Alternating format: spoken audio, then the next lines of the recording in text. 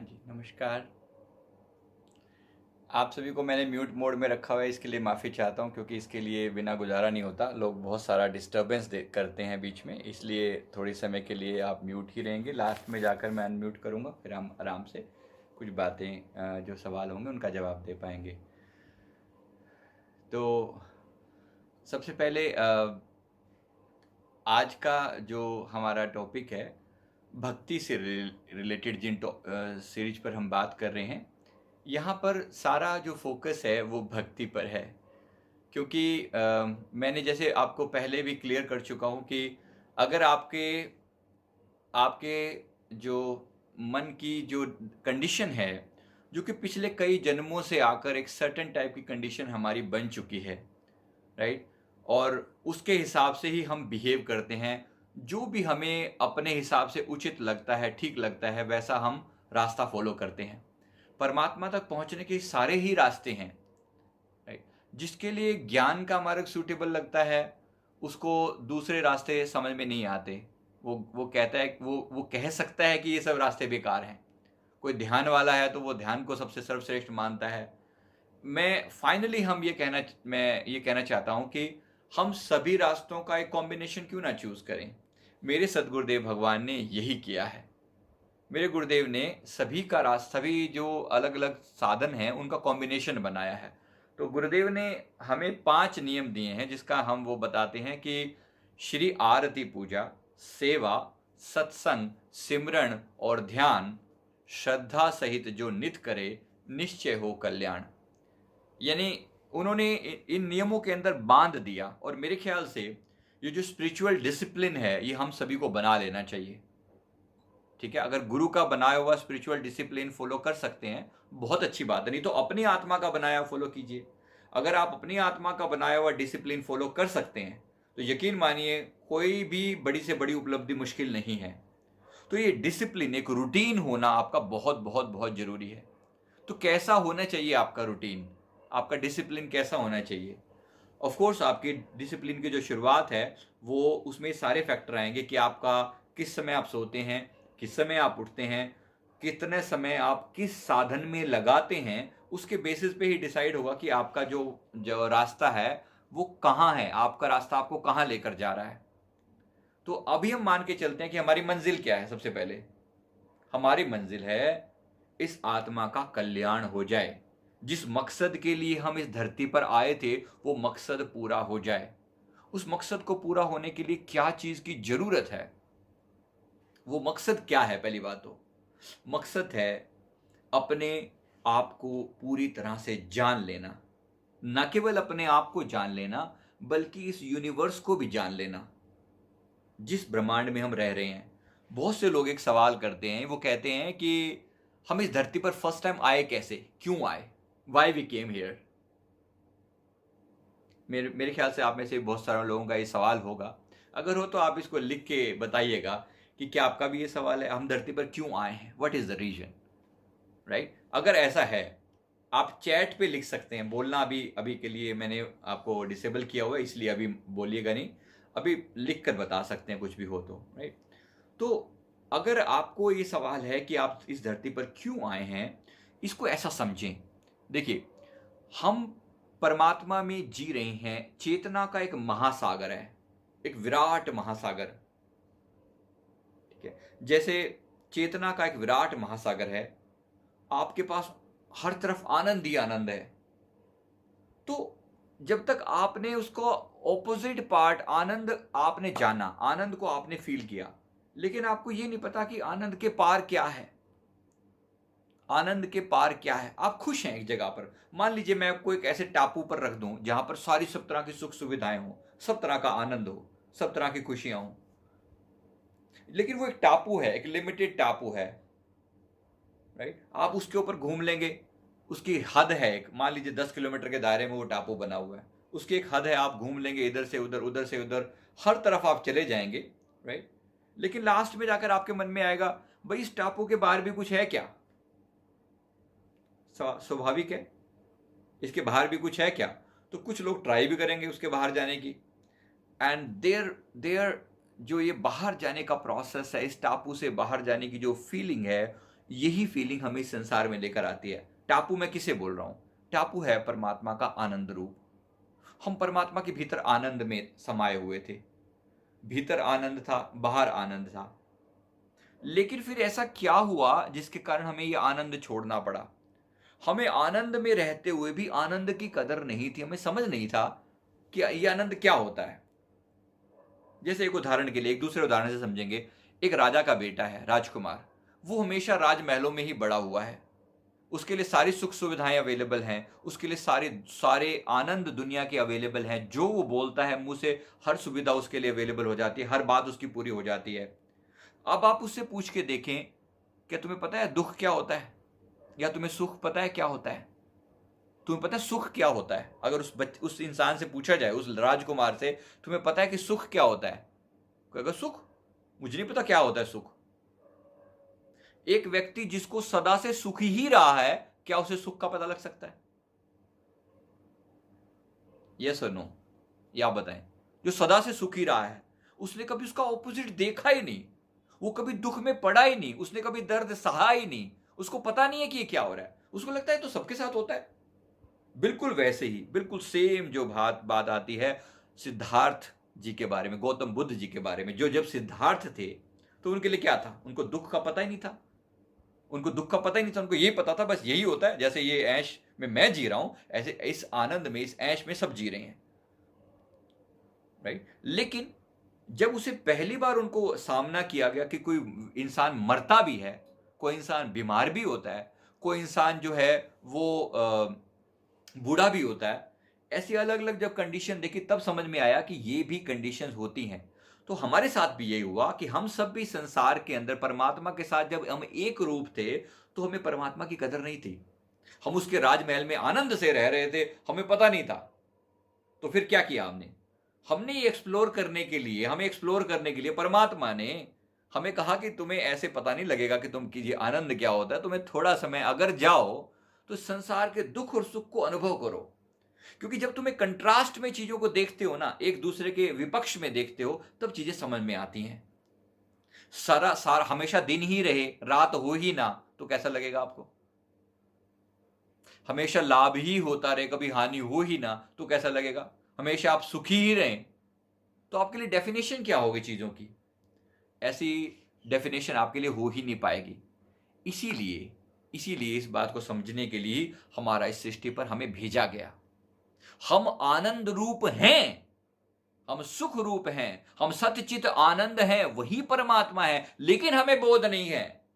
इस बोध को करवाने के लिए हमें इसका ऑपोजिट दिखाया गया। इसका ऑपोजिट पार्ट दिखाया गया कि सत्य का उल्टा क्या होता है? झूठ। वो झूठ क्या है? हमारे ईगो। चित्त का उल्टा क्या होता है? चित्त मतलब जागृत। और चित्त का उल्टा क्या होता है? मृत, जो मरा हुआ है, जो पत्थर है। सत चित आनंद की बजाय हो गए हम, सत का हो गया असत, और चित्त का हो गया जो मृत है वो, और आनंद का उल्टा हो गया दुख। तो सत चित आनंद तो थे, लेकिन यहां पर हम दुखी हैं, परेशान हैं। आज अगर आपसे कोई पूछे आप क्या हो, क्या आप सुखी हो? Most of the people will say, अरे यार कहां सुखी? अरे शरीर में प्रॉब्लम है, बीमारियां लगी हुई हैं, घर परिवार में प्रॉब्लम है, पैसे की दिक्कत चल रही है, दुनिया भर की परेशानी, कहां सुखी है? कौन सुखी है? फिर प्रॉब्लम कहां पर आई है? प्रॉब्लम है कि हम जो अपना जो असली स्वभाव था उसको छोड़कर हमने दूसरे स्वभाव में हम आ गए हैं, जिस स्वभाव में हम ज्यादा देर टिक नहीं सकते। दुख हमें ऑपोजिट लगता है, परेशान करता है, दर्द देता है। बीच में एक पर्दा है। अगर मैं अभी आपको कह दूं कि आप परमात्मा हैं और जाग जाइए, क्या इतनी आसानी से आप जाग जाएंगे? क्या इतनी आसानी से मान लेंगे कि आप परमात्मा हैं? ये राजा का बेटा, जिसको राजा ने कुछ समय के लिए, जब ये बदतमीजी करने लगा, इसको समझ नहीं आ रही थी, तो राजा ने कहा इसको थोड़े समय के लिए बाहर भेज दो, send him out for to exploit, to explore the world. इसको बाहर दुनिया को एक्सप्लोर करने के लिए भेज दो। ये जाए, देखे, अनुभव ले, और फिर पता लगा के आए कि क्या सचमुच संसार में दुख है। उसने दुख देखा, उसने पीड़ा देखी। तब उस दुख सुख की नगरी में जाने के बाद, जैसे हम इस संसार में जब आए, इस सुख और दुखों की नगरी में जब हम पहुंचे हैं, तो हमें अब समझ में आने लगा कि दुख क्या होता है और दुख का उल्टा आनंद क्या होता है। अब हम आनंद की खोज कर रहे हैं। क्या आप भी आनंद की खोज कर रहे हैं ना? आनंद की खोज ही तो आपको यहां पर लाई है। ये आनंद की खोज ही असल में परमात्मा की खोज है।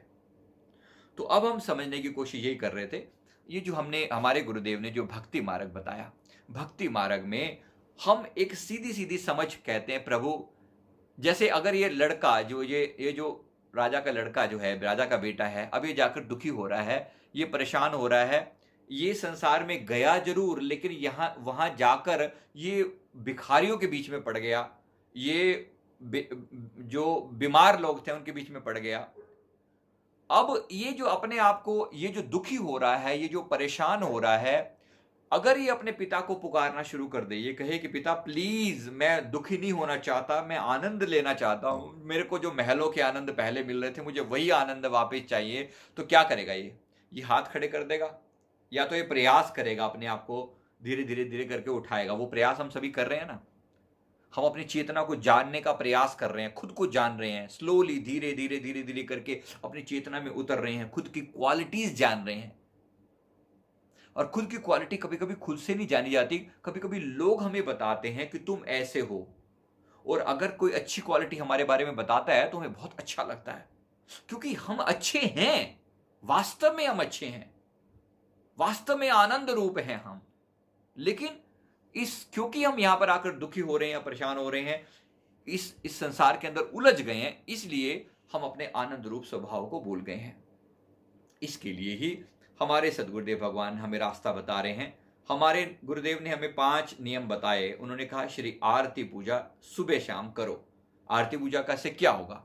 गुरु के साथ एक रूपता फील होना, प्रेम में लय होना। 2 तरह की साधनाएं होती है। एक साधना ऐसी होती है साक्षी की साधना है, कि मैं दृष्टा हूं, मैं सिर्फ देखने वाला हूं और सारा संसार दृश्य है। ठीक है, जो लोग ज्ञान मार्गी हैं वो ये वाले मार्ग पकड़ते हैं, मैं देखने वाला और ये संसार अलग। अगर मैं ऐसे डिफरेंस जान लूं इन दोनों के बीच में, तो मैं साक्षी हो गया, और साक्षी फिर हर चीज से आजाद है, मुक्त है। हर साधना आपको साक्षी की साधना की तरह से ही हर साधना आपको साक्षी की साधना ही करवा रही है, घूम फिर कर। मैं अलग अलग रूपों में आपको समझाने की कोशिश करता हूं। जैसे बीके वाले हैं, वो क्या बोलते हैं, नॉर्मली उनकी साधना कैसी होती है? बोले अपने आप को जानो कि मैं आत्मा हूं, मैं चेतन सत्ता हूं, मैं प्यारा हूं, मैं न्यारा हूं, मैं भक्ति से भरपूर हूं, मेरे अंदर प्रेम है, आनंद है, सेवा भाव है, मैं अपने गुणों को जागृत कर रहा हूं। कोई बुराई नहीं है, बहुत बढ़िया। आप अपनी आत्मा को याद दिला रहे हो। याद क्यों दिलाना पड़ रहा है? क्योंकि हम भूल गए हैं। हम भूल गए हैं अपनी अपनी चेतना को, अपनी पावर्स को, अपनी शक्तियों को भूल गए, इसलिए याद दिलाना पड़ रहा है। बहुत अच्छा है। आप भी अगर ये मार्ग इस तरीके से अपने आप को याद दिलाना जो है, ये सबसे बड़ा इंपॉर्टेंट पहलू है कि हम परमात्मा को कोई ऐसा नहीं है कि हम उसको खो दिया है, हमने खोया नहीं है, सिर्फ उसे भूले हैं। तो भूले हैं, याद करते ही वो सब आप एकदम आनंदित हो जाएंगे। तो क्या है, जैसे उदाहरण के लिए कई बार क्या होता है, चश्मा जैसे आंख पर लगाया हुआ है ना, अब जो लोग लगाते हैं चश्मा उनको पता होगा, तो चश्मा लगाया हुआ, आंख पर चश्मा लगा, कभी अरे चश्मा कहां गया, ढूंढ रहे हैं, इधर ढूंढ रहे हैं, इधर ढूंढ रहे हैं, सारे संसार में ढूंढ रहे हैं। लेकिन जिन आंखों से जिन आंखों से देख रहे हैं, जिन आंखों पे चश्मा लगाया हुआ है, उन आंखों से अपने आप को नहीं देख सकते, चश्मे को नहीं देख सकते। तो क्या होता है, एकदम याद है, अरे चश्मा तो लगाया हुआ है। कभी कभी कोई दूसरा व्यक्ति बोल देता है, अरे चश्मा तो लगाया हुआ है, कहां ढूंढ रहे हो चश्मा? तो अरे याद आ जाती है, हाँ चश्मा तो लगाया हुआ है। ऐसे ही आनंद हमारे भीतर भरा पड़ा है, लेकिन भूले हुए हैं उसे, बाहर ढूंढ रहे हैं, इधर ढूंढ, उधर ढूंढ, उधर ढूंढ, उधर ढूंढ। एक फकीर हुई है राबिया बसरी जी। राबिया बसरी जी ने एक बार ना सड़क के किनारे कहीं बैठी हुई है, शाम का टाइम है, और कुछ ढूंढ रही है, हाथ पैर मार रही है। बहुत बहुत ऊंचे दर्जे की फकीर हुई है, बहुत महान हस्तियों में से एक हुई है वो। तो कुछ ढूंढ रही है। किसी ने कहा कि माता जी क्या ढूंढ रहे हो? तो कहता है बेटा सुई गुम हो गई थी, अब कपड़े सिलने हैं और सुई मिल नहीं रही है, ढूंढ रहे। उसने कहा कि चलो मैं भी सहायता कर देता हूं, बेचारी अकेली लगी हुई है बुजुर्ग माता।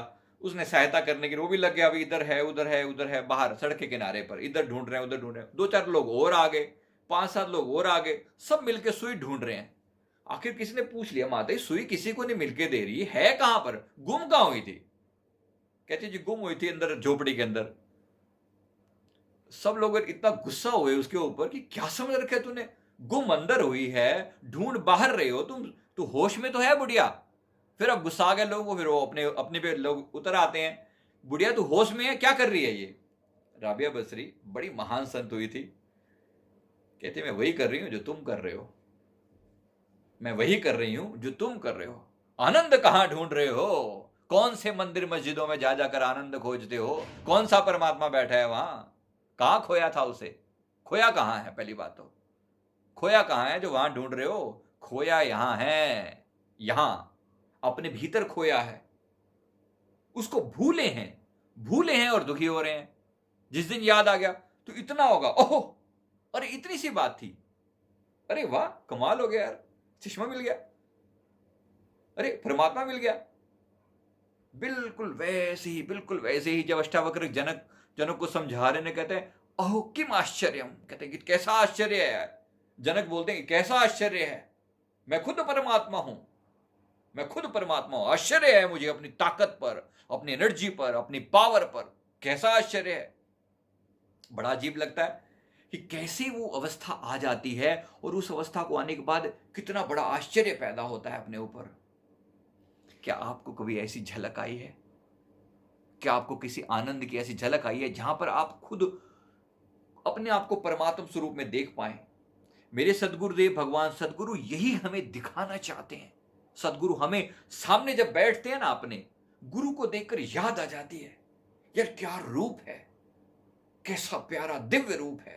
देखते ही जो है ना उनकी अट्रैक्शन, उनकी पावर, उनका आनंद याद आ रही है। वो आपकी संभावना है, मैक्सिमम संभावना है। आप भी जब खिलेंगे ना, भीतर का जो ये जो बीज है, आज ये बीज है छोटा सा दिख रहा है, ये बीज जब फूटेगा, ये बीज जब फूटेगा, अपने आप को लीन कर देगा धरती में, तो एक पौधा बनकर निकलेगा।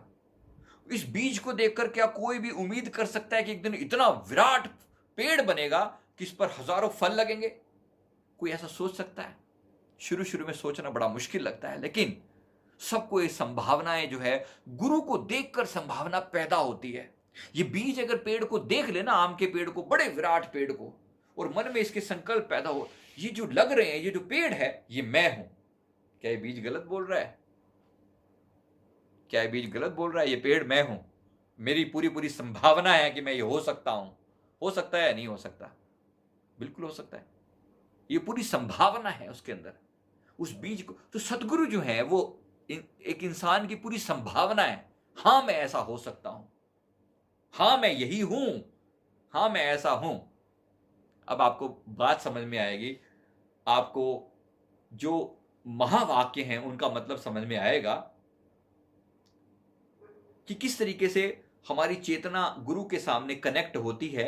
जैसे अहम ब्रह्मास्मि जैसा महावाक्य है, शिवोहम जैसा महावाक्य है। शिवोहम मतलब क्या? शिव हूं मैं। अगर ये कह रहा हूं तो इसमें क्या दिक्कत है? मैं शिव हूं, शिव मेरी संभावना है, मैक्सिमम संभावना है। ठीक है। ऐसे ही उन्होंने एक और वर्ड भी इसी तरह से यूज करते हैं, मतलब उन्होंने इसी तरह से वर्ड यूज करके कहा, सो वो जो है, वो कौन? वो जो परमात्मा है, वो मेरी परम संभावना है, मैक्सिमम पॉसिबिलिटी है, बिगेस्ट हाईएस्ट पॉसिबिलिटी है, वो मैं हूं। क्या वो गलत कह रहा है? एक बीज ये कह रहा है कि मैं पेड़ हूं, क्या वो गलत कह रहा है? बिल्कुल भी गलत नहीं कह रहा। उसकी संभावना है, उसकी संभावना है, पूरी संभावना है कि वो ये पेड़ हो सकता है। पर उसके लिए क्या करना पड़ेगा? एक बीज को पेड़ बनने के लिए क्या करना पड़ेगा? उसको सबसे पहले मिट्टी में मिलना पड़ेगा, अपने आप को मिट्टी में, अपनी बीज रूपी हस्ती को टूटना पड़ेगा। क्या आप टूटने के लिए तैयार हैं? अगर आप टूटने के लिए तैयार हैं तो आप भक्ति मार्ग पर सही एंटर कर रहे हैं। किसी शायर ने लिखा है, मिटा दे अपनी हस्ती को अगर कुछ मर्तबा चाहे, मिटा दे अपनी हस्ती को अगर कुछ मर्तबा चाहे। मर्तबा मतलब कुछ बड़ी चीज अगर चाहता है, अपना मतलब सिद्ध करना चाहता है, मिटा दे अपनी हस्ती को अगर कुछ मर्तबा चाहे, कि दाना बीज, कि दाना खाक में मिलकर, मिट्टी में मिलकर गुले गुलजार होता है। मिटा दे अपनी हस्ती को अगर कुछ मर्तबा चाहे, कि दाना खाक में मिलकर गुले गुलजार होता है। ये बीज जब मिट्टी में मिल जाता है तो उसके बाद एक छोटा सा पौधा बनकर निकलता है। उस पौधे को देखकर भी कोई शायद कह पाए कि यार ये पेड़ हो सकता है क्या ये। लेकिन धीरे धीरे धीरे जब ये पेड़ बड़ा बड़ा होने लगता है पौधा, तो कहीं ना कहीं संभावना दिखने लगती है, मैचिंग तो लग रही है, पत्ते वैसे वैसे ही हैं जैसे इस पेड़ के ऊपर थे। बीज को देखकर कोई नहीं बोल सकता, लेकिन पेड़ को देखकर धीरे धीरे संभावना बनने लगती है।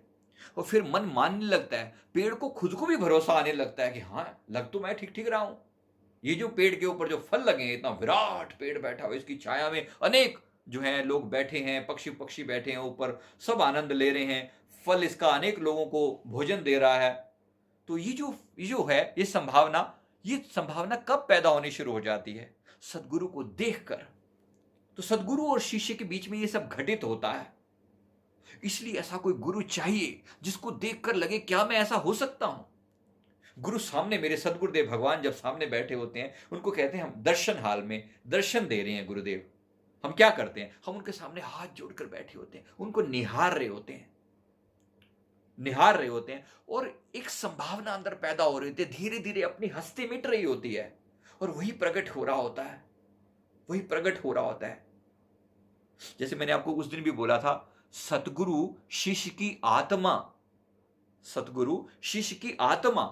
शिष्य सतगुरु की देह। सतगुरु शिष्य की आत्मा, शिष्य सतगुरु की देह। लखा जो चाहे अलख को इन्हीं में लख ले। अगर तू सचमुच उस अनसीन रियलिटी को देखना चाहता है तो शिष्य और सतगुरु के बीच का रिश्ता देख, तुझे समझ में आ जाएगा कि सतगुरु शिष्य के बीच में क्या घटित हो रहा होता है। Are you getting my point? मेरी बात आपको समझ में आ रही है? इस तरीके से एक सेवक और सदगुरु के बीच में क्या घटित हो रहा होता है, वो घटना यही है। उनको देखकर पॉसिबिलिटी याद आने लगती है। यार ये जो गुण, ये जो मुस्कुराहट है, ये जो इनकी हंसी है, आपने देखा मेरे गुरुदेव का चेहरा, उनकी मुस्कुराहट, उनकी बातें, उनका चलना, उनकी शान, उनका बैठना, एक एक बात ऐसी दिव्य लगती है और एक संभावना पैदा होता है। पूछ रहे हैं कि शेर को रिपीट करो। मिटा दे अपनी हस्ती को अगर कुछ मर्तबा चाहे। मिटा दे अपनी हस्ती को अगर कुछ मर्तबा चाहे, कि दाना खाक में मिलकर गुले गुलजार होता है। कि दाना मतलब बीज, खाक यानी मिट्टी, खाक में मिलकर गुले गुलजार होता है।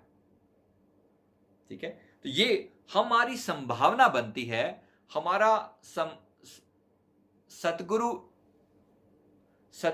शिष्य की आत्मा, शिष्य सतगुरु की देह। सतगुरु शिष्य की आत्मा, शिष्य सतगुरु की देह। लखा जो चाहे अलख को इन्हीं में लख ले। अगर तू अलख को देखना चाहता है, अनसीन परमात्मा को देखना चाहता है, इन दोनों के बीच में साकार रूप में देख ले।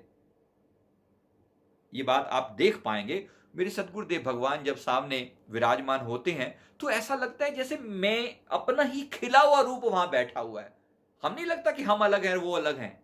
अपनी हस्ती उनकी हस्ती में मिट जाती है। हम देखते हैं ना, बस देखते ही रह जाते हैं। एक उसमें गाने में उन्होंने कहा, हुस्ने जाना की तारीफ मुमकिन नहीं, आफरी आफरी आफरी आफरी। लगता है वो किसी अपनी संसारी डेफिनेशन बोल रहे होंगे, लेकिन हमें अपने सदगुरु को देखकर ऐसा ही लगता है, आफरी आफरी आफरी आफरी, इन जैसा न कोई हुआ और ना कोई होगा। इतनी सुंदर, इतनी खूबसूरती, कमाल है। बस देखते जाओ और देखते जाओ और देखते जाओ। दर्शन मात्र से जो ना हृदय खिल उठता है। वो कौन बैठा हुआ है? वो हमारा ही खिला हुआ रूप है, प्रत्यक्ष परमात्मा है। देखकर एक संभावना जागती है, एक बीज के अंदर पॉसिबिलिटी जागती है। ये आग लगनी चाहिए। गुरु के दर्शन की पीड़ा जो पैदा होती है ना, ये परमात्मा से मिलने की पीड़ा है। ये पैदा होनी चाहिए, जरूर होनी चाहिए। और ये भाव जो होता है ना, एक बार मेरे सदगुरुदेव भगवान कहीं अपने सिंहासन पर विराजमान थे। प्रभु जब अपने उसमें बैठे होते हैं तो मतलब वो जो समय होता है ना, एक सेवक के लिए सबसे खूबसूरत समय होता है। हम जाते हैं इतनी लंबी चौड़ी यात्रा करके। मेरे गुरुदेव का जैसे मुख्य जो आश्रम है श्री आनंदपुर धाम, वो बीना स्टेशन आता है, भोपाल से के पास बीना स्टेशन है। बीना से एक रास्ता कटता है अशोकनगर की तरफ। अशोकनगर के पास है, आधे घंटे का रास्ता है वहां से। तो वहां से हम लोग अपने गुरुदेव के दर्शनों के लिए जाते हैं। श्री आनंदपुर करके स्थान है। मेरे सदगुरुदेव भगवान एक बार वहां विराजमान थे। तो एक गुरुदेव के सामने एक शिष्या, एक सेविका, जैसे हम लोग दर्शन करने के लिए जाते हैं, तो एक लेडी जो है दर्शनों के लिए गई और उसने जो है बांसुरी भेंट की। उसने बांसुरी गुरुदेव के चरणों में भेंट की। मन में भाव आया कि जो कृष्ण कन्हैया का वो रूप था, क्या वो रूप हमें दिखाई दे सकता है, क्या मुझे दर्शन हो सकते हैं? तो गुरुदेव ने बांसुरी ले ली। उन्होंने आगे भेंट की तो गुरुदेव ने ले ली। फिर गुरुदेव ने उसने प्रार्थना की कि प्रभु बजा कर दिखाओ ना। बांसुरी ली है हाथों में तो बजा कर दिखाओ ना। तो श्री सदगुरुदेव भगवान बड़ा मुस्कुराए, कहते हैं बांसुरी तो हम बजाएंगे, तू राधा बनेगी? बांसुरी तो हम बजाएंगे, तू राधा बनेगी? ये जो भाव था, आप सोचिए, एक चेतना, एक आत्मा परमात्मा के सामने जा रही है। इस भाव को जरा समझना, किस तरीके से एक आत्मा परमात्मा को अप्रोच कर रही है। वो प्रेम का जो महा उत्सव है, जिसे महारास कहते हैं, वो हमारा परमात्मा के साथ वो जो आनंद रूप है, वो जो प्रेम का महारूप है, हम सबको सतगुरु के सामने बैठकर एक महान अट्रैक्शन पैदा होता है, आकर्षण पैदा होता है।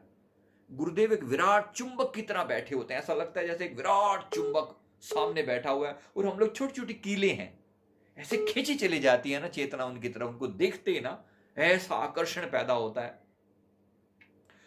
तो लेकिन अब ये चुंबक का क्या रोल है? चुंबक चाहता है कि सारे जो जो जो लोहा है वो उसमें जाकर समा जाए, उसके साथ मिल जाए।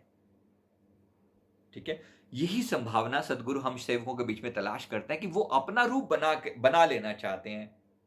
वो अपना रूप बना लेना चाहते हैं। उन्होंने कहा कि बांसुरी हम बजाएंगे तो राधा बनेगी। राधा का मतलब क्या है? राधा को फिर गुरुदेव ने बाद में स्पष्ट किया, राधा मतलब क्या? गुरुदेव ने कहा राधा धारा का उल्टा है। धारा, धारा मतलब क्या? धारा है प्रेम की सतत धारा।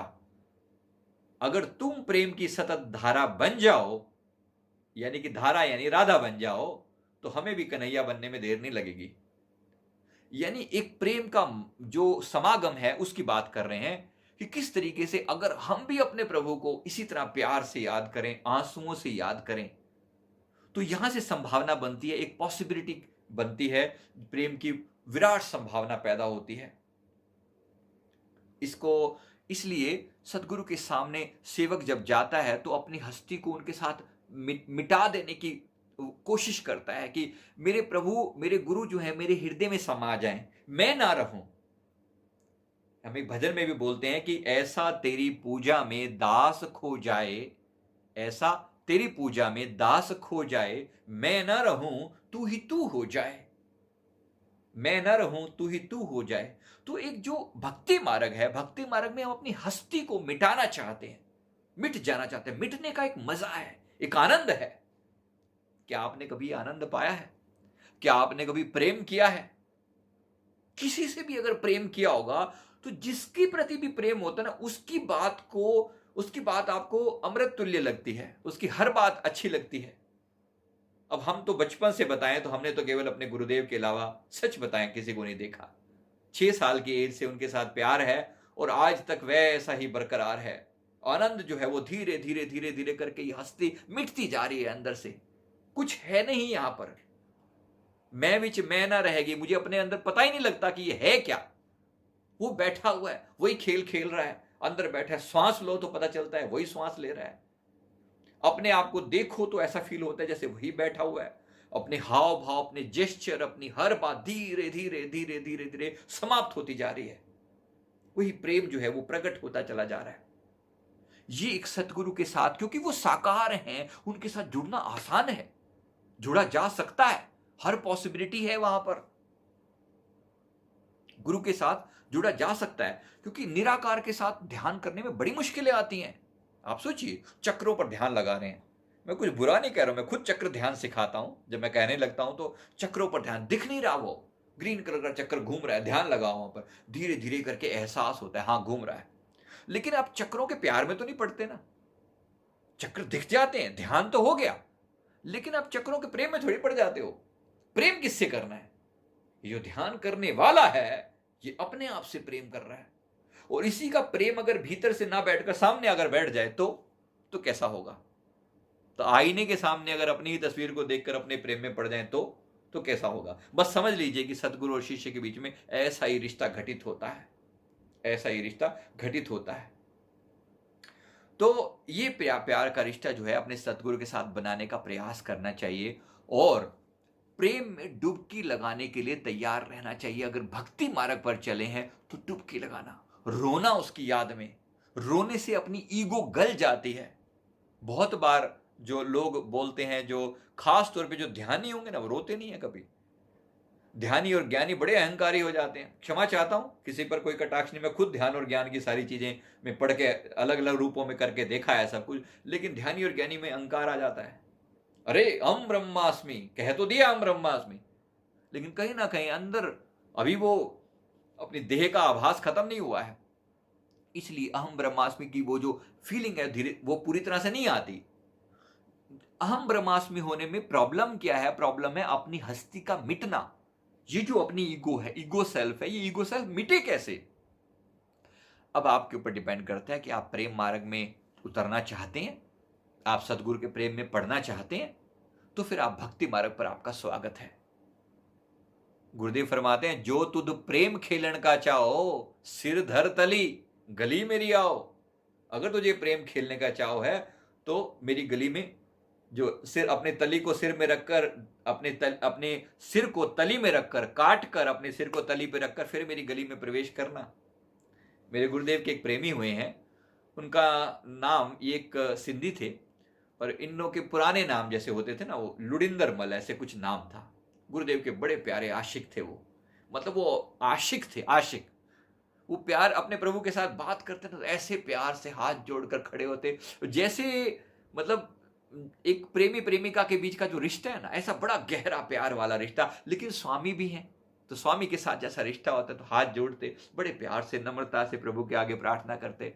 एक तरफ अब सेवक का अपने स्वामी के साथ जो रिश्ता है ना, वो अलग अलग भाव के साथ होता है। कोई मानता है कि वो मेरा दोस्त है, ठीक है, कोई मानता है कि वो मेरा स्वामी है, कोई मानता है कि वो मेरा पिता है, कोई मानता है कि वो मेरा भाई है।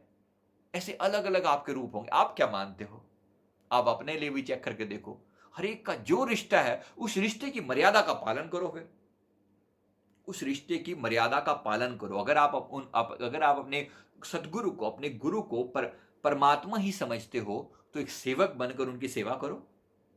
और सेवक की मर्यादा क्या होती है ये आपको समझनी पड़ेगी।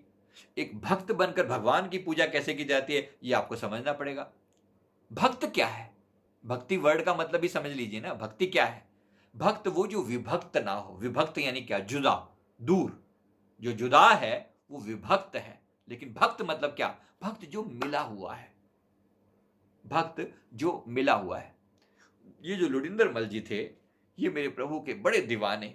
मेरे गुरुदेव एक बार जो है बेंगलोर में एक आश्रम है, तो गुरुदेव शाम की चाय के समय में, प्रभु चाय का उन्होंने स्वीकार किया, चाय ली थोड़ी सी, तो उसके बाद इनके जो कुछ जो नज़दीकी लोग थे वो पास में बैठे हुए थे, लगभग 15-20 लोग थे।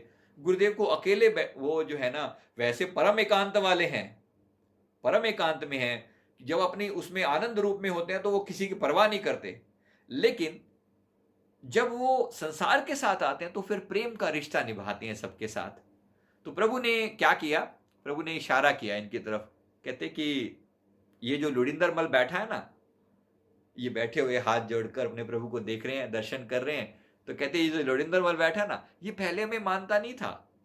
एक दिन हम पंजाब में गए, इनके किसी दोस्त के घर सत्संग था, तो ये हम सत्संग करने के लिए गए। गुरुदेव ने फरमाया, गुरुदेव का हम सत्संग करने के लिए गए, ये अपने दोस्ती निभाने के लिए वहां पर आया कि दोस्त ने बुलाया तो चलो चल पड़ते हैं।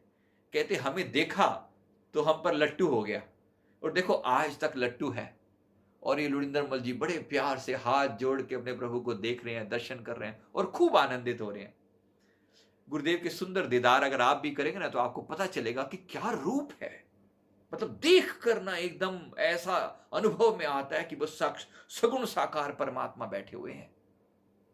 मैं आपको गुरुदेव की फोटो भी शेयर करता हूं। मेरे दिल में भाव था, कम से कम आप एक बार दर्शन नहीं किए तो आपके मन में एक इमेज बने। You can see.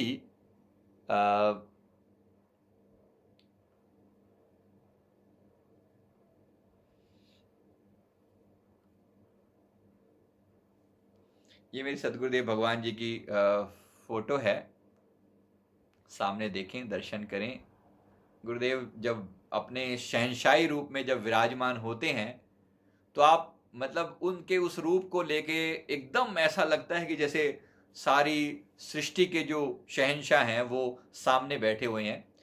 मैं आपके मन में एक बार इमेज क्लियर हो जाए, फिर हम इनको यहाँ से मैं गुरुदेव की फोटो थोड़ी देर के लिए आपको दर्शन के लिए, ताकि आप फील कर पाएं कि मैं किन की बात कर रहा हूँ, राइट, किन की बात कर रहा हूँ।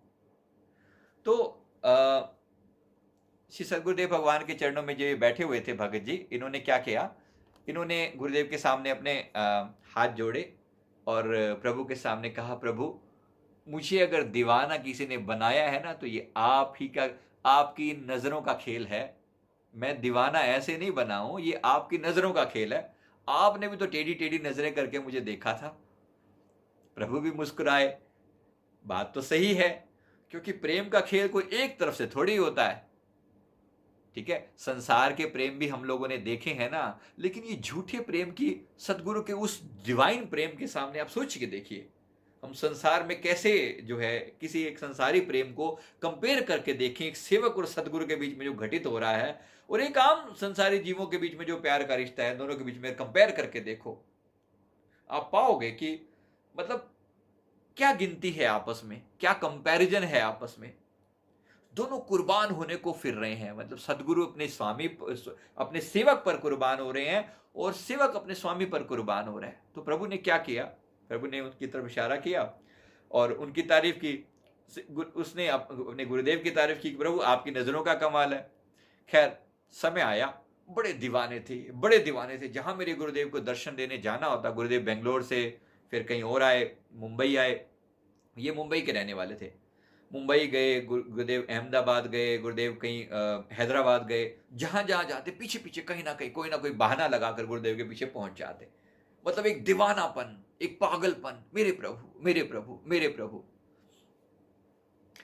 तो गुरुदेव के जो दर्शन थे वो बार बार करना और उनके प्रेम में मगन रहना, ये इनका स्वभाव था। बड़े लट्टू थे प्रभु पर। तो एक बार मेरे सदगुरुदेव भगवान ने क्या किया, एक हमारा प्रयाग धाम पुणे के पास एक स्थान है, दूसरा बड़ा मंदिर है हमारा, तो वहां पर स्थान है। वहां पर गुरुदेव ने एक खेत में हमारे अनाज उगाते हैं गुरुदेव, और खूब जो है बांटते हैं अपनी संगत को। तो अनाज वहां पर उगाया हुआ था। वहां पर अनाज को अनाज को भूसे से अलग करने के लिए, जैसे आजकल कटाई का टाइम है ना, तो कटाई के बाद वो थ्रेशर बोलते हैं उसको, थ्रेशर। तो थ्रेशर में क्या होता है कि वो बालियां, जो गेहूं की बालियां डाली जाती हैं और उसके बाद वो अलग अलग कर देती हैं दोनों को, बालियों को, और गेहूं को अलग कर देती है, गेहूं से, और जो भूसा है वो अलग कर देती है। तो गुरुदेव ने वो मशीन लगवाई थी, बड़ी मशीन थी, बड़ी बड़े मतलब बड़े लेवल पर, ताकि एक ही बारी में एक दिन में ही पूरे खेतों को वो क्लियर कर दे। तो वो बड़ी मशीन लगाई। तो गुरुदेव वहां पर खड़े हुए थे। वहां पर ना मतलब इस तरह से था कि खेतों में खड़े हैं तो मिट्टी ही होगी, खेतों में तो फर्श थोड़ी होंगे, मिट्टी में गुरुदेव खड़े थे। अब इसके मन में भाव पैदा हो रहा है कि ये गुरुदेव के चरणों की धूल ले ले, क्योंकि गुरुदेव खड़े हुए हैं तो चरणों की धूल, चरणों के नीचे जो है वो मिट्टी है, तो किसी तरीके से चरणों की धूल ले ली जाए। अब गुरुदेव के आसपास में लोग खड़े होते हैं उनकी, वैसे कि कोई ऐसे फालतू में परेशान ना करे। तो इन्होंने जाकर प्रभु के सामने खड़े हो गए। गुरुदेव ने उद्घाटन किया उस मशीन का उद्घाटन किया, नारियल फोड़ा और अपना आशीर्वाद दिया कि चलो ये बड़ी मशीन लगी है। गुरुदेव ने फरमाया कि अपने खेतों के पूरे होने के बाद, अपने खेतों में जब ये काम हो जाए तो आस पड़ोस के लोगों को फ्री में सेवा रूप में इस मशीन का उपयोग करने देना, ये गुरुदेव ने फरमाया। संत परम दयालु होते हैं, वो केवल अपने लिए नहीं बैठे हैं, वो जन कल्याण के लिए आए हैं। मशीन तो ली, लेकिन सबके कल्याण के लिए उसका इस्तेमाल करने के लिए प्रभु ने फरमा दिया, क्योंकि एक दिन में सारे खेत क्लियर हो जाने थे, अगले दिन दूसरे किसी के खेतों के लिए, ऐसे गुरुदेव ने आशीर्वाद दिया। तो प्रभु फरमा रहे हैं, तो उसके बाद जो है इसके बाद जो है श्री सदगुरुदेव भगवान जी ने, मैं माफी चाहता हूं, कुछ लोग कमेंट कर रहे हैं गुरुदेव की फोटो शेयर करनी चाहिए या नहीं करनी चाहिए। एक बार सभी लोग, क्योंकि भाव पैदा होना आपको समझ आनी जरूरी है, कंटेक्स्ट क्लियर होना जरूरी है, इसलिए मैंने गुरुदेव की फोटो शेयर की है। कोई भाव आपको क्लियर होना चाहिए कि मेरे प्रभु क्या हैं, मैं किन के बारे में बात कर रहा हूं। अगर आपको समझ आए, अच्छा लगे तो ठीक, नहीं अच्छा लगे तो एक गुरु के प्रति भक्ति भाव पैदा होना आपके लिए इतनी समझ ही काफी है कि आज के समय में भक्ति भाव क्या होता है, कैसा होना चाहिए, ये आदर्श मैं आपको दिखाने की कोशिश कर रहा हूं। और मुझे लगता है कि गुरुदेव के दर्शन से आपके मन में थोड़ी क्लैरिटी आएगी, इसलिए इट्स ओके। अभी के लिए अब जो गुरुदेव ने यहां पर दर्शन दिए, उसके बाद ये जो सेवक थे, इन्होंने हाथ जोड़े, प्रभु मैं कुछ सेवा करना चाहता हूं। गुरुदेव ने कहा, बताओ क्या सेवा करना चाहते हो। गुरुदेव, उसने कहा कि प्रभु, एक चेक काटा, जेब में चेक बुक लेकर घूम रहे थे। बड़ी इंडस्ट्रीज हैं वैसे इनकी, बता दूं आपको सिर्फ समझाने के लिए, मुंबई में इनकी बड़ी इंडस्ट्रीज हैं, तो इंडस्ट्रियलिस्ट हैं, बहुत अच्छे खासे, मतलब मिलियनियर हैं। तो इन्होंने क्या किया, एक चेक बुक उसके ऊपर साइन करके जो है नीचे गुरुदेव के चरणों में रख दिया कि प्रभु ये जो मशीन लगी है ना, इसकी जितनी भी सेवा है ये मेरी, ये मतलब ये आपके चरणों में भेंट है। तो गुरुदेव थोड़ा मुस्कुराए, बोलते हैं कि ये तुझे को पता है मशीन कितने की है। तो इसने कहा कि प्रभु जितने की भी होगी, देने तो आपने ही हैं, मुझे अगर कोई दे रहा है तो कौन दे रहा है, मेरे प्रभु तो आप हैं, मेरे भगवान तो आप हैं। एक सेवक की अपने भीतर इतनी सी भी मैं नहीं होती। हमारे सदगुरु ने हमें जो रास्ता बताया है ना, वो अपनी मैं को मिटाने का रास्ता बताया है। सेवक ये कह रहा है कि प्रभु मैं कौन होता हूं देने वाला, जितने की भी मशीन होगी देने तो आपने। फिर गुरुदेव ने पूछा अपने जो सेवादारों से कि भाई ये कितने की मशीन आई है। तो उन्होंने कहा कि ये लगभग 40 लाख की मशीन है, बड़ी वाली, बड़ा थ्रेशर हाई बड़े साइज का था। तो कहा कि 40 लाख की है। तो गुरुदेव ने फरमाया 40 लाख है तेरे पास, तेरे अकाउंट में है, तो चेक तो काट के दे रहे, तेरे अकाउंट में है। तो इसने फिर हाथ जोड़े, इसने कहा कि प्रभु अगर नहीं होंगे तो देगा कौन, आप ही तो दोगे। यानी एक सेवक की मर्यादा क्या होती है आप समझिएगा।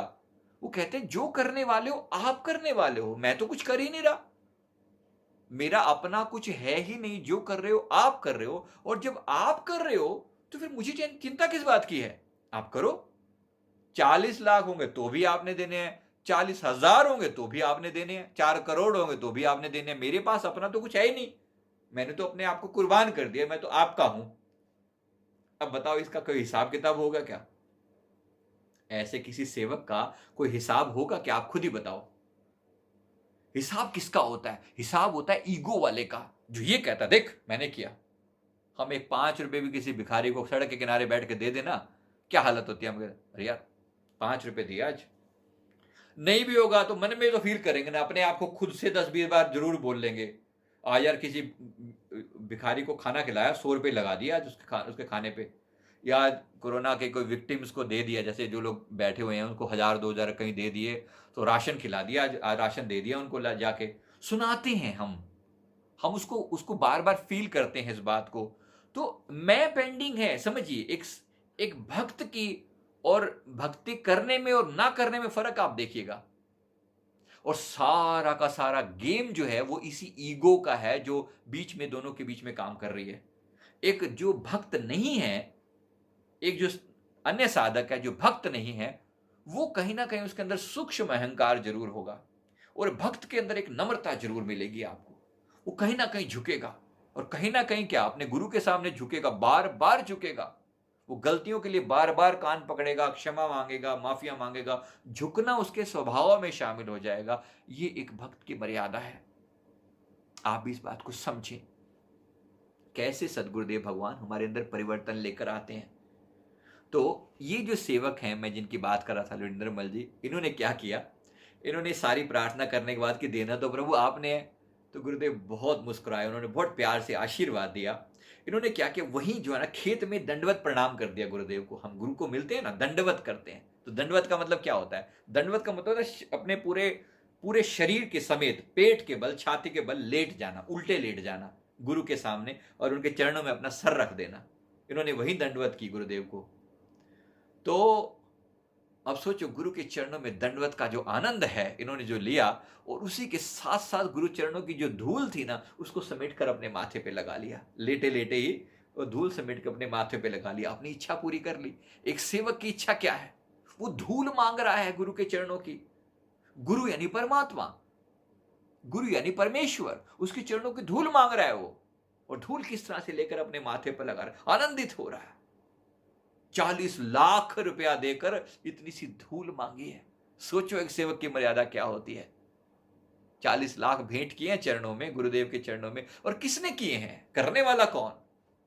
औकात क्या है किसी की? सिर्फ एक प्रेम का रिश्ता है। कौन किसी को दे सकता है और कौन किसी से ले सकता है। कोई ये ना समझे कि मेरे गुरुदेव कहीं दूर दूर तक भी पैसों से कोई लेना देना है। शहनशाह बैठे हैं, उनके चरण कमलों में पैसा की कीमत क्या है? रिद्धि सिद्धियां हाथ बांधे खड़े हुए हैं। कहते हैं कि जिसका पिता तू है मेरे स्वामी, जिसका पिता, एक बार गुरु जो सिखों के गुरु हैं, उन्होंने अपने गुरु के, सिखों के जो गुरु तेग बहादुर जी हैं, उनके गुरुदेव, उनके जो पिता थे, उन्होंने अपने सेवक से प्रार्थना से पूछा कि तू कुछ मांग ले, आज हमसे तू मांग ले कुछ। मतलब गुरु ने अपने सेवक को कहा कि तू कुछ मांग ले, हम तेरे पर खुश हैं, प्रसन्न हैं, हम तुझ पर खुश हैं। गुरु कभी आप पर प्रसन्न होकर कुछ पूछ ही लें तो क्या मांगना चाहिए? क्या मांगना चाहिए? आप सोचो क्या मांगना चाहिए। यहां पर बहुत लोग कंफ्यूज होते हैं। तो हम कभी अपने गुरुदेव से बात होती है तो लोग अलग अलग तरह की डिमांड रखते हैं। जी मेरा ध्यान नहीं लगता, ध्यान लगवा दो। गुरुदेव कहते हैं ठीक है, तथास्तु, लग जाएगा, कौन सी बड़ी बात है। गुरुदेव मेरी समाधि चाहिए। समाधि का मतलब है बिल्कुल पूर्ण रूप से अपने आप को भूल जाऊं और आपके अंदर उसमें ध्यान में लीन हो जाऊं। गुरुदेव कहते ठीक है, लगा दिया, और बताओ। कोई कहे कि मुझे तो अंदर के नजारे देखने हैं, चांद सितारे देखने हैं। कहते ठीक है, हो गया, ये भी हो गया, तो बताओ क्या। सबने जिसकी जो डिमांड आई सबने मांग ली। यहां मैं एक सेवक की मर्यादा वो बता रहा हूं कि वो क्या मांगते हैं। उन्होंने कहा कि जिसका पिता तू है मेरे स्वामी, उन्होंने हाथ जोड़ के विनती की, जिसका पिता तू है मेरे स्वामी, तिस बारक भूख कैसी। हे मेरे स्वामी, जिसका पिता तू है, उस बच्चे को भूख कैसी। भूख मतलब इच्छा, डिजायर, उसके अंदर कैसी डिजायर हो सकती है? जिसका पिता तू है, जिसका पिता तू है मेरे स्वामी, तिस बारक भूख कैसी। फिर कहते हैं नौ निधि नाम निधान ग्रह तेरे, मन बांछे सो लैसी। नौ निधि नाम निधान ग्रह तेरे। 9 तरह की निधियां होती हैं, संपत्तियां होती हैं। संपत्तियां कही जाती हैं, चल संपत्ति, अचल संपत्ति, ऐसी संपत्ति, वैसी संपत्ति, ऐसे संपत्तियों के बारे में कहा जाता है। तो वो सेवक प्रार्थना कर रहे हैं, गुरु नानक साहब जी के जो उसमें लीनेज में रहे हैं, तो प्रार्थना करते हैं जिसका पिता तू है मेरे स्वामी, तिस बारक भूख कैसी। उसके अंदर भूख कैसे बचेगी? क्योंकि सारी भूख तो तेरे अंदर लीन हो जाएगी ना। जिसका पिता तू है मेरे स्वामी, तिस बारक भूख कैसी। नौ निधि नाम निधान ग्रह तेरे, मन बांछे सो लैसी। मतलब जब तेरे घर द्वार से मुझे नाम की दीक्षा मिल गई। अब आपको दीक्षा की कीमत पता होनी चाहिए। दीक्षा क्या होती है? सतगुरु जब दीक्षा देते हैं तो आपके हृदय के अंदर परमात्मा को स्थापित कर देते हैं, आपको परमात्मा बनाने का बीज लगा देते हैं वो। इस बात को समझ लेना। दी वर्ड का अर्थ होता है परमात्मा, औरक्षा का अर्थ होता है दान करना। परमात्मा दान दे रहे हैं वो आपको। परमात्मा यानी क्या? सतचित आनंद, सतचित आनंद दान दे रहे हैं आपके माथे में। गुरुदेव जब बिठा देते हैं नाम को, अपनी मूर्त को बिठा देते हैं, तो वो सतचित आनंद रूप आपके भीतर प्रकट कर देते हैं। परमात्मा का दान देने वाला वो जो शहंशाह है, वो कैसा होगा? ऐसे प्रभु के दर्शन की क्या मन में इच्छा नहीं पैदा होनी चाहिए? जरूर होनी चाहिए कि देखो तो सही आंखों से नजारा कैसा होता है गुरु का। कैसे कि जिसके लिए जो है हजरत सुल्तान बाहू होते हैं कहते ए तन मेरा चश्मा होवे, मैं मुर्शिद वेख ना रज्जा हूं। कहते अगर मेरा पूरा शरीर ही आंखें जैसे लग जाए ना, मैं अपने पीर का, अपने मुर्शिद, अपने गुरु के दीदार करते हुए रजू ना, मतलब मुझे, मेरे दिल को तसल्ली ना हो, मुझे और चाहिए, मुझे और चाहिए अपने गुरु के दर्शन, बार बार चाहिए। एतन मेरा चश्मा होवे, मैं मुर्शिद वेख ना रज्जा हूं। कहते लूं लूं दे मुड़ लख लख चश्मा, एक खोला एक कज जाऊं। मेरे शरीर में आंखें लग जाएं कि मैं दर्शन करता रहूं, ऐसा ना हो कि मेरी पलक झपके और उतनी देर के लिए मेरे गुरु की मूरत मेरी आंखों के आगे से हट जाए ना, मेरे गुरुदेव हर पल मेरे सामने रहें। कहने इन्ना डिठा मैनू सबर ना आवे, मैं होर किते वल भज्जा हूं। लास्ट में कहते हैं मुर्शिद दा दीदार वे बाहू, मैनू लखा करोड़ा हज्जा हूं। मैं एक बार अपने गुरुदेव का दर्शन कर लेता हूं ना, तो मैंने लाखों करोड़ बार हज कर लिया, मुझे ऐसी फीलिंग आती है। मुर्शिद दा दीदार वे बाहू, मैंने लाखों करोड़ों बार हज कर लिया, 4 धाम की यात्रा कर ली, 68 तीर्थों का स्नान कर लिया, एक बार गुरु के दर्शनों का यह महत्व है। तो ये जो मैं इनकी बात कर रहा था लुरिंदर मल जी की, इन्होंने गुरुदेव के चरण कमलों की धूल को जो है ना समेट कर अपने हृदय में लगाया और वही प्रसाद रूप में भी उठा लिया। बड़े आनंदित हुए कि पता नहीं क्या खजाना मिल गया हो। इन्हीं लुरिंदर मल जी ने प्यार पाया, अपने सदगुरु के साथ अपार प्रेम किया। तो एक समय आया जब इनका शरीर जो है वो वृद्ध हो गया, मतलब काफी टाइम की बात, ये बात है 1994 की बात है जहां तक मुझे याद है, कोई गलती ना लगी हो तो 1994 की बात है। श्री सदगुरुदेव भगवान जो है ये वृद्ध हो गए थे, ये भगत जी, ये जो लुरिंदर मल जिनकी मैं बात कर रहा हूं, काफी वृद्ध होने के बाद काफी टाइम हो गया कि जैसे बीमार, लास्ट में शरीर को थोड़ी बहुत बीमारी लग गई थी। तो सबने, घर वालों ने कहा कि भाई आपको गुरुदेव के चरणों में ले चलें, आप कहें तो गुरुदेव के चरणों में आपको ले चलें, या गुरुदेव से प्रार्थना करें कि वो आपको दर्शन दे जाएं। तो इन्होंने कहा कि नहीं नहीं, मुझे कोई ऐसी बात नहीं, गुरुदेव मेरे सामने बैठे हैं। यानी एक सेवक और स्वामी के बीच में कोई डिस्टेंस नहीं है, भौतिक रूप से वो अलग बैठे हैं, वो अलग बैठे हैं, लेकिन इन्होंने कहा कि मेरे गुरुदेव मेरे सामने हैं। फिर गुरुदेव से फिर प्रार्थना की गई, इनके परिवार की तरफ से कोई गया और गुरु के चरणों में प्रार्थना की, प्रभु आपका जो वो सेवक है लुरिंदर मल, वो मुंबई में है, तो आप लुरिंदर मल जो मुंबई में है, आप प्लीज उसको दर्शन देने की कृपा करें, क्योंकि वो आपको बहुत याद कर रहा है। तो गुरुदेव ने कहा वो उत्थे किथे, मतलब हम पंजाबी में बोलते हैं, गुरुदेव कहते वहां कहां, वो तो ये बैठा हुआ है, हमारे सामने बैठा हुआ है, हम उसके सामने और वो हमारे सामने। यानी एक सेवक और स्वामी के बीच में रिश्ता ऐसा प्यार वाला होता है, हम उसके सामने और वो हमारे सामने, वो हमें देख रहा है, हम उसे देख रहे हैं, दोनों एक दूसरे के सामने। ये आनंद का भाव, ये एक सेवक और स्वामी के बीच में एक रूप था। तो एनीवे, अंतिम समय भगत जी का आया, वो समय भी आया जब शरीर को, इस देह के, इस पिंजड़े को छोड़कर जाना था। इस पिंजड़े को छोड़ने का टाइम जब आया, तो ये सेवक इन्होंने जो है ना फिर एक बार प्रार्थना की कि प्रभु लुरिंदर मल जी की तबीयत अब बिल्कुल आखिरी सांसों पर है, तो कृपा करके उसके घर में आकर दर्शन दे दीजिए। मेरे सदगुरुदेव भगवान उस समय में मुंबई में मौजूद थे। मुंबई में चेंबूर में हमारा एक आश्रम है, श्री सदगुरुदेव भगवान वहां पर मौजूद थे, और वहां बाद में पहुंचे थे, मैं माफी चाहता हूँ, गुरुदेव उस समय पुणे में थे। तो श्री सदगुरुदेव भगवान ने पुणे से मुंबई के लिए कृपा फरमाई। पुणे से मुंबई का लगभग 3-4 घंटे का रास्ता है, मुंबई के लिए कृपा फरमाई, लेकिन अपने आश्रम में जाने के बजाय कहा कि सीधे जो है उनके घर ले चलो। तो लुरिंदर मल जी के घर पहुंचे। उनका घर जो है मुंबई में किसी जगह पर है, मुझे अभी नाम ध्यान में नहीं आ रहा। तो वहां पर प्रभु गए। श्री सदगुरुदेव भगवान कार में जाते हैं जैसे, तो कार में और 8-10 संत जन, महात्मा जन भी होते हैं, सेवक जो होते हैं वो साथ होते हैं। श्री सदगुरुदेव भगवान वहां पर गए, और वहां पर ये जो है ये फर्स्ट फ्लोर पर लुरिंदर मल जी अपने घर में फर्स्ट फ्लोर पर, तो नीचे से गुरुदेव अपने चरणों पर चलते हुए ऊपर गए। फर्स्ट फ्लोर पर ये भगत जी अपने आखिरी सांसें गिन रहे थे, अपने आखिरी समय पर थे। अब गुरु और सेवक का जो रिश्ता है वो अंतिम समय में, सारा जीवन जिसके साथ प्यार किया, अंतिम समय में वही प्रीतम आपके सामने अगर आकर बैठ जाए तो आपकी क्या हालत होगी, क्या आप सोच सकते हैं? जिस मरने से जग डरे मेरे मन आनंद, जिस मरने से जग डरे मेरे मन आनंद, कब मरी हूं कब पाई हूं पूर्ण परमानंद। वो मौका कब आएगा, वो गोल्डन चांस कब मिलेगा कि मृत्यु होगी और मेरे सदगुरु मेरे सामने बैठे होंगे। ये मौका ऐसे नहीं आएगा। हर एक की मृत्यु ऐसी सुखदायी थोड़ी होती है, बड़ी दर्दनाक मृत्यु होती है आम इंसान की। तो ये तो कोई गुरु का प्यारा हो, जिसने जीवन भर उसे रिझाया हो, तो अंतिम समय में आनंद रूप में गुरु के दर्शन होते हैं। तो श्री सदगुरुदेव भगवान ने आए प्रभु वहां पर। लोरिंदर मल जिसके सारा जीवन जिसके दर्शन कर करके अपनी आंखों को तृप्त करता है, आज वो भगवान उसके सामने आकर बैठे हैं। तो गुरुदेव ने आकर प्यारे दीदार दिए, दर्शन दिए। और लोरिंदर मल जी हाथ जोड़कर प्रभु बड़ी कृपा की, मुंह से बोल नहीं निकलते, बस बोले, देखे जा रहे गुरुदेव के सुंदर मुखड़े को, देखते देखते देखते देखते बस जो आनंद मिला सेवक को। एक सेवक और स्वामी के बीच में यही तो रिश्ता है प्यार का। वो उसको देख रहे हैं, वो उनको देख रहे हैं, खूब आनंद लिया। फिर से सदगुरुदेव भगवान वहां से विदा होने लगे। बड़ी देर तो बैठे रहे। अब उसके भाव पड़ रहे हैं कि चाहता क्या है मन में।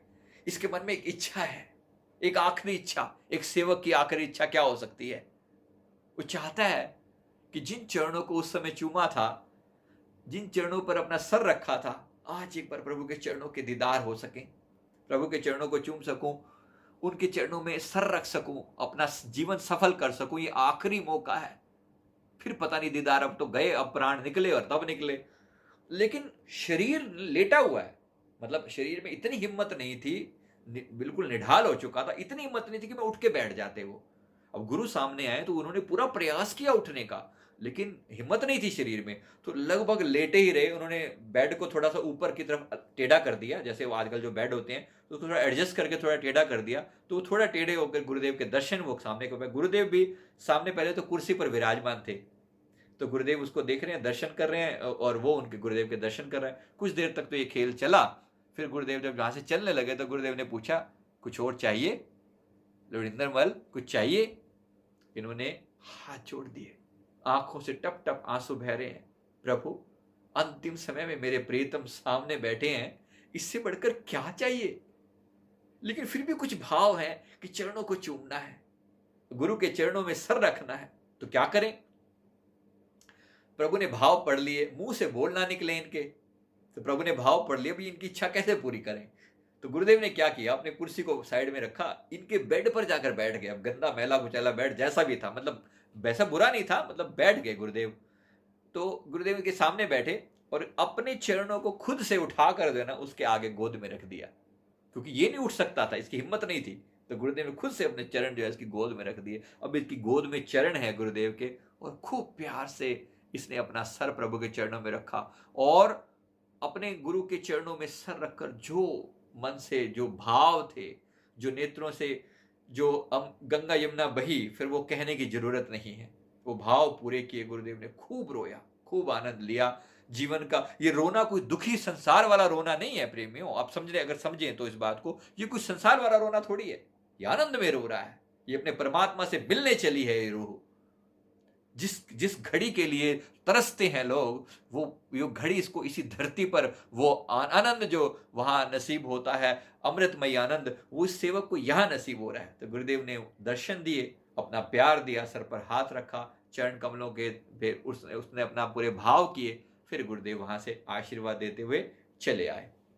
नीचे आ गए प्रभु। नीचे अभी कुछ कदम पर ही प्रभु वापस गए होंगे, 10-15 मिनट ही हुए होंगे वहां से गए हुए, तो पीछे से फोन आ गया कि लोरिंदर मल जी ने आखिरी सांस ले ली है। बोलो जयकारा बोल मेरे श्री गुरु महाराज की जय। ये भाव क्या है, ये समझाने के लिए। भाव सिर्फ इतना सा है कि किस तरीके से एक सेवक जो है अपने प्रीतम सदगुरु के साथ कैसे निभाता है, प्रेम का यह रिश्ता कैसे चलता है। एक सेवक अपने गुरु के चरणों में पूरी तरह सुरक्षित है, पूरी तरह आनंद में है। और ये जो मृत्यु की अंतिम अवस्था होती है, जहां आम लोग रोते हुए जाते हैं, एक सेवक यहां भी अपने गुरु के चरणों में आनंदित होता है, अपने भगवान को यहां भी देखता है और अपने भगवान को वो वहां भी देखता है। वहां पे भी तो अपने गुरु के साथ ही मिलना है। मुक्ति 4 तरह की होती है, 4 तरह की मुक्तियां होती हैं। सालोक्य मुक्ति, सारूप्य मुक्ति, गुरु के लोक में रहना, रूप एक रूप हो जाना, सालोक्य, सामीप्य, सारूप्य और सानिध्य, ये अलग अलग 4 मुक्तियां होती हैं। पास रहना, समा जाना, एक रूप हो जाना, ऐसे अलग अलग 4 तरह की मुक्ति हैं। तो मेरे गुरुदेव ने फरमाया, प्रेमी के मैं कर बिकूं, ये मेरा असूल। प्रेमी के तो मैं हाथ में बिक जाता हूं, जो हमसे प्रेम करता है उसके हाथ में मैं बिक जाता हूं, कि प्रेमी के मैं कर बिकूं, ये मेरा असूल। 4 मुक्ति दूं ब्याज में, दे ना सकूं मूल। कहते 4 मुक्ति में ब्याज में देता हूं, उसका मूल तो मैं चुका ही नहीं सकता। ये मेरे गुरु के प्रति मेरा प्यार है कि हम मेरे सदगुरु ने सारी की सारी मुक्तियां अपने सेवक के पास वैसे ही रख देते हैं। तो मुक्ति तो अब बातें छोटी हो गई हैं, अब तो सिर्फ प्यार चाहिए। तो इसलिए 10 बज गए हैं, अब इसका सत्संग को कंक्लूड करते हैं। मैं उम्मीद करता हूं कि गुरु के प्रति प्यार पैदा हो, भाव पैदा हो, मन में उत्साह पैदा हो भक्ति के प्रति, कि कितना अच्छा, कितना मीठा, कितना आनंदमयी मार्ग है, कितना आनंद वाला मार्ग है। ऐसे सतगुरु जब मिल जाएं तो अपने गुरुदेव के साथ हम कुर्बान हो जाएं, उनके चरणों के साथ जुड़ जाएं, अपने आप को उनके चरणों पर कुर्बान कर दें। हमारी दिली ख्वाहिश ये होनी चाहिए। तो गुरु के साथ जुड़कर अपने जीवन को सफल करें, अपना आनंद यहाँ भी आनंदित हो और वहाँ भी आनंद होते हुए जाएं। कोशिश करेंगे आगे भी इसको ऐसे सत्संग को कंटिन्यू करें। कल नहीं होगा तो एक आध दिन छोड़ के होगा, जो भी होगा आपको मैसेज कर दिया जाएगा। ठीक है, अभी समय शायद कम है कि मैं आपके क्वेश्चन ले सकूं। कोई पूछ रहा है कि रिद्धि सिद्धि क्या होती है। रिद्धि सिद्धि, सॉरी, बहुत बड़ा टॉपिक है ये। अलग अलग टाइप की सिद्धियां होती हैं, रिद्धियां होती हैं, लेकिन वो एक्सप्लेन करने में बहुत सारा टाइम निकल जाएगा। जैसे उड़ने की सिद्धि, अभी सिद्धि है एक टाइप की, अगर मिल भी जाएगी तो क्या कर लोगे। तो अब हम इस टॉपिक को यहीं फिनिश करते हैं। भक्ति का ही हम टॉपिक लेकर चलेंगे। मैं बाकी क्वेश्चन के आंसर इसमें नहीं लूंगा, मैं माफी चाहता हूं, क्योंकि ये सारे टॉपिक तो अनंत टॉपिक हैं। मैं अभी जो टॉपिक लेके चल रहा हूँ, आत्म साक्षात्कारी वाली सीरीज जो मैंने यूट्यूब पे ली थी, उसमें मैंने ये सारे टॉपिक अलग अलग ढंग से कवर किए थे। मैं क्वेश्चन आंसर सेशन अलग से रख लूंगा, मेरे ख्याल से वो आप ज़्यादा क्लियर कर पाएंगे, क्योंकि इस कंटेक्स्ट में तो केवल प्रेम की बात ही अच्छी लगती है। इस कंटेक्स्ट में फालतू चीज़ें फिर आपको भी नहीं अच्छी लगेंगी। तो मैं यही फिनिश करता हूँ। Thank you very much, thank you. जय सच्चिदानंद, बोलो जयकारा, बोल मेरे श्री गुरु महाराज की जय।